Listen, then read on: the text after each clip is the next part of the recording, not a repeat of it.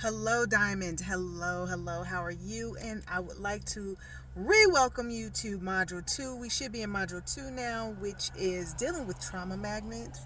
And I know you've watched a previous video about what a trauma magnet is. Basically, in a nutshell, a trauma magnet is something that triggers you. I like to call them magnets for several reasons.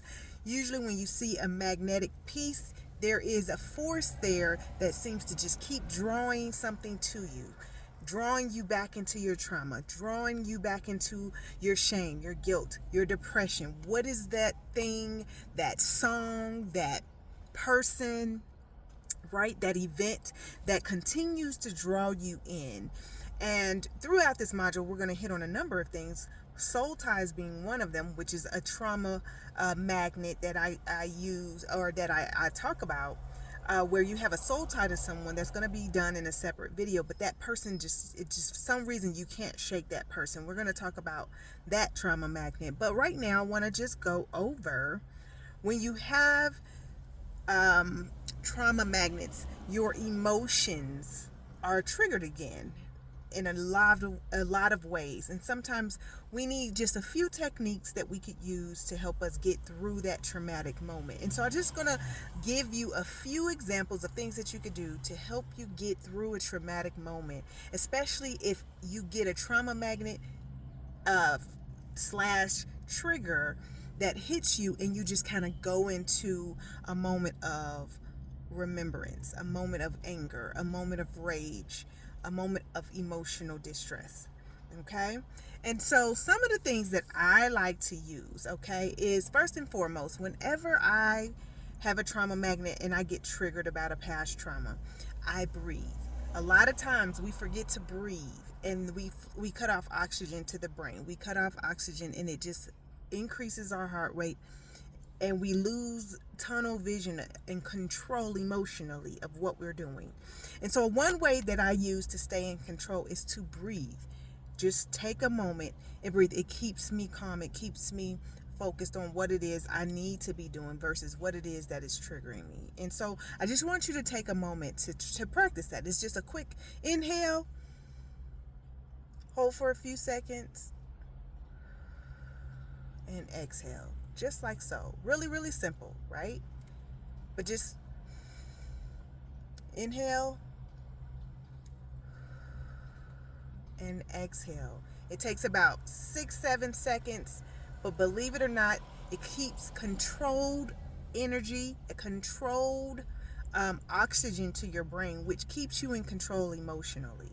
So if somebody that sometimes we as victims, we may come across somebody that has abused us or that has done something to us, and then suddenly we panic. We go into, our heart starts racing.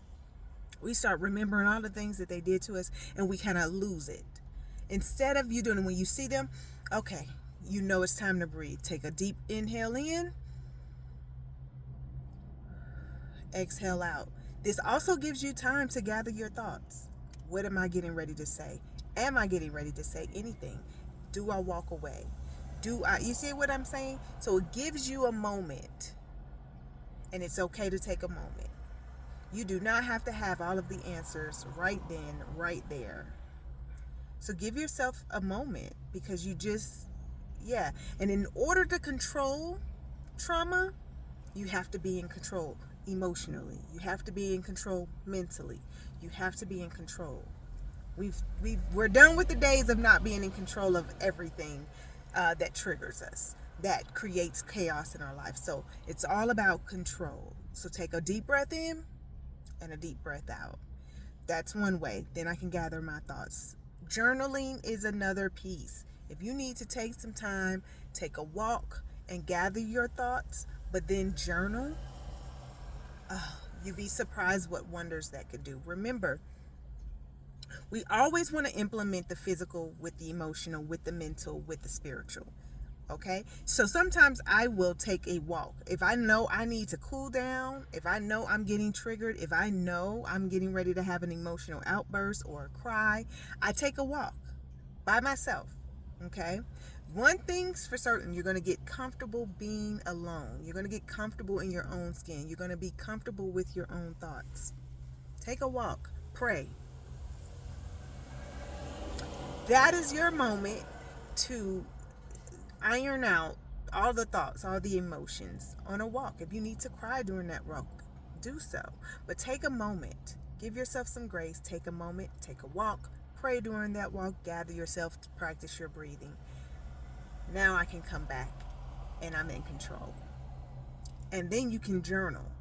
What does journaling do? That is your opportunity to write down all of your emotions, whether they be happy, sad, emotional, screaming. If you wanted to say something to that person but couldn't in the flesh, now is your opportunity to say it on paper. This is another release.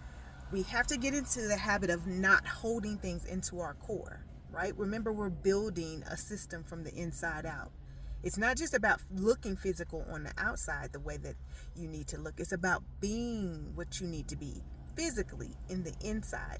Your arteries, your veins, everything about you needs to be filled with the right nutrition, with the right ingredients. And for a long time, you've been feeding it shame, guilt, hesitance, insecurity, inconsistency. You've been feeding it negative word curses, speaking negative over yourself, telling yourself you're not pretty, telling yourself you're not capable of change, telling yourself you're unworthy. We are changing that dynamic. We are now feeding the core of us. And I'm pointing to my core as if y'all could see it. The core, right? We're feeding the core of us positive things. Control. I am in control. I am no longer bound by this trauma. That person no longer has control over my thoughts, my emotions. My veins and my arteries are being fed positive, healthy food. Word food. Mind food, right? You are now embodying and putting inside of you positive empowerment, no matter what the situation may be. You're taking your control back by feeding yourself what needs to be fed, not what the demonic entities and the devil and your trauma wants you to feed yourself, because see, it wants to keep you bound. But we have the power to fight now that we know what it is. So when we identify the trauma magnets, now it's time to use the tools and the resources to remain in control. We don't lose control anymore. We are in control of everything. Our emotions, our mentality, our physical being.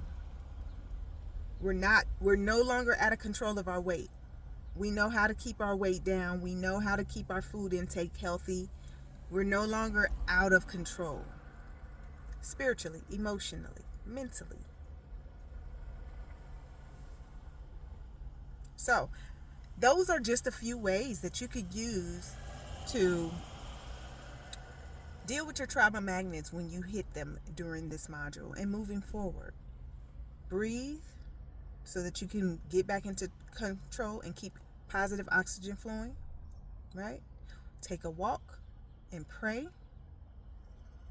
Journal. These are just a few steps of many. You could always go to the gym, get you a workout in. We know how to release our anger, our trauma in the gym as well with a weight. Yes? Yes. I'll be sharing some other tools and resources for you, but I hope that these few tidbits will give you an open opportunity to begin to implement them in your life when you come across one of your trauma magnets. Take care, Queen.